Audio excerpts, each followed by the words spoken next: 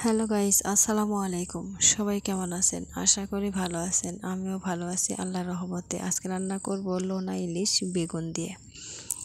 খুব অল্প সময়ের মধ্যে অল্প উপকরণ দিয়ে লোনা ইলিশ বেগুন দিয়ে এইভাবে না ঝোল না চচ্চড়ি মাঝামাঝি অবস্থায় এভাবে রান্না করবেন, দেখবেন কতটা টেস্টি হয়।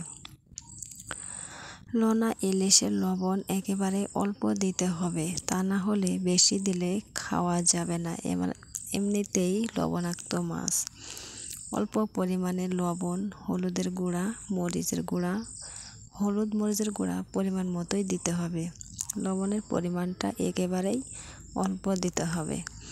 আমি সবগুলো উপকরণ দিয়ে ভালো করে কষিয়ে নিচ্ছি। আদা বাটা, রসুন বাটা, জিরা বাটা আমি এগুলো একসাথে বেটে দিয়ে দিয়েছি। মশলা কষানো হয়ে গেলে দিয়ে দিলাম পরিষ্কার করে ধুয়ে কেটে রাখা বেগুনগুলো ভালো করে মশলার সাথে 2 থেকে 3 মিনিট আমি কষিয়ে নেব। তারপরে দিয়ে দেব পরিষ্কার করে ধুয়ে রাখা সেই লোনা ইলিশগুলো। এরকমভাবে পিস পিস করে কাটা ছিল, আমি কিনে নিয়ে এসেছিলাম। এই মাছগুলো আমি আজকে রান্না করব। আমার কাছে ভালোই লাগে এই মাছ এভাবে রান্না করলে। কষানো শেষে এবারে দিয়ে দিলাম অল্প পরিমাণে পানি।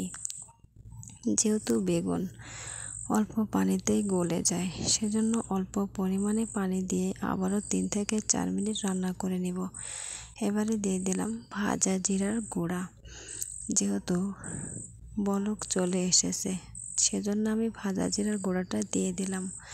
আরও 2 থেকে 3 মিনিট রান্না করে নিব। ঝোলটা প্রায় শুকিয়ে এসেছে।